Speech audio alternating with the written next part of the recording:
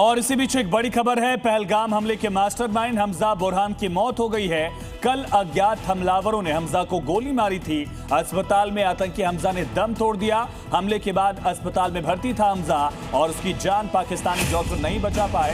ये बड़ी खबर है, इस वक्त की बड़ी खबर। पुलवामा हमले का मास्टरमाइंड ढेर हो गया का आतंकी हमजा बुरहान मारा गया। कल अज्ञात हमलावरों ने गोली मार दी थी। ये तस्वीर सामने आई थी जब उसको अस्पताल ले जाया गया। ग्रेनेड अटैक का आरोपी था ये आतंकी हमजा बुरहान, मारा गया। 5 साल में अननोन गनमैन ने 26 आतंकियों को उनके अंजाम तक पहुंचाया।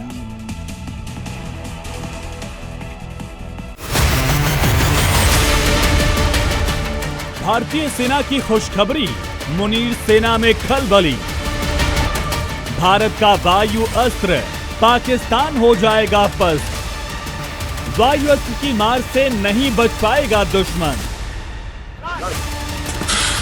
ये हिंदुस्तान की शान है, दुश्मन के लिए काल है। ये हवा में टारगेट बदलने वाले स्वदेशी ड्रोन हैं। इसका नाम है वायु अस्त्र 1। आम भाषा में इसे आत्मघाती या कामिकेज ड्रोन भी कहा जा सकता है।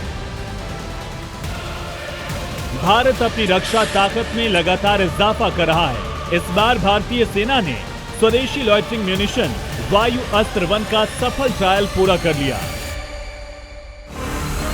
राजस्थान के पोखरण और उत्तराखंड के जोशीमठ में सफल ट्रायल हुआ। इस दौरान 100 किलोमीटर दूर लक्ष्य को पहले ही कोशिश में बेहद सटीकता के साथ निशाना बनाया। पोखरण में 18-19 अप्रैल को 10 किलोग्राम वॉरहेड से लैस वायु अस्त्र 1 ने टारगेट को हिट किया। इसमें अबॉर्ट अटैक और री अटैक क्षमता भी सफलतापूर्वक प्रदर्शित की गई। जबकि उत्तराखंड के जोशीमठ के मलारी में 26 और 27 अप्रैल को हुए हाई एल्टीट्यूड ट्रायल में वायु अस्त्र 1 ने 14,000 फीट से अधिक ऊंचाई पर 90 मिनट से ज्यादा समय तक उड़ान भरकर मिशन पूरा किया। मिशन खत्म होने के बाद सिस्टम की रिकवरी क्षमता भी सफल रही। बताया जा रहा है कि लॉइटरिंग मिशन इजरायली तकनीक पर आधारित है। रात के अंधेरे में भी टैंकों को उड़ाने की ताकत। ये ड्रोन सेना के टैंक और बख्तरबंद गाड़ियों को भी तबाह करने की क्षमता रखता है। इसके एंटी आर्मर स्ट्राइक का भी परीक्षण किया गया।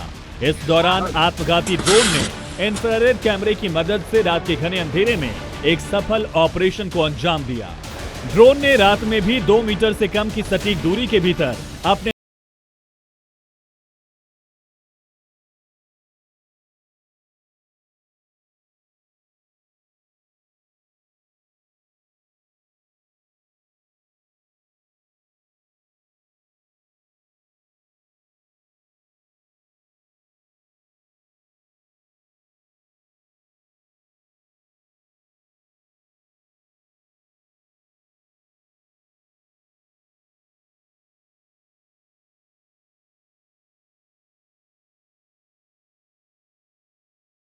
जाता है तो इसमें मौजूद कंट्रोल ट्रांसफर फंक्शंस की मदद से इसे सुरक्षित वापस बेस पर लैंड कराया जा सकता है, जिससे इसका दोबारा इस्तेमाल संभव हो जाता है।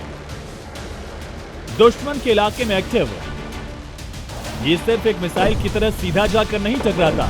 ये दुश्मन के इलाके में 90 मिनट यानी करीब 1.5 घंटे से ज्यादा समय तक एक्टिव रह सकता है। इसमें बेहद आधुनिक इंफ्रारेड कैमरे लगे हैं। ऊंचे पहाड़ों पर भी दमदार। ये ड्रोन 14,000 फीट से अधिक की ऊंचाई पर बिना किसी रुकावट के उड़ान भर सकता है। जहां ऑक्सीजन की कमी होती है, भयंकर ठंड होती है, वहां भी ड्रोन दुश्मन के लिए मुसीबत साबित हो सकता है। भारत की सैन्य ताकत अब तेजी से बदल रही है। ऑपरेशन सिंदूर के बाद भारत अपनी ड्रोन फोर्स को मजबूत कर रहा है। ड्रोन की भूमिका ईरान और यूक्रेन युद्ध में दुनिया ने देखी है। ऐसे में भारत ड्रोन फोर्स को सैन्य कार्रवाई में फर्स्ट रेस्पॉन्डर यानी पहली जवाबी कार्रवाई के तौर पर तैनात करना चाहता है। इस फोर्स के लिए भी 50,000 सैन्य कर्मियों को ट्रेन किया जा रहा है। भविष्य में बीएसएफ, आईटीबीपी जैसे सुरक्षा बलों को भी इसी नेटवर्क से जोड़ा जाएगा। ये फोर्स इंटेलिजेंस, सर्विलांस और सटीक प्रहार की दोहरी भूमिका निभाएगी। ब्यूरो रिपोर्ट, जी मीडिया।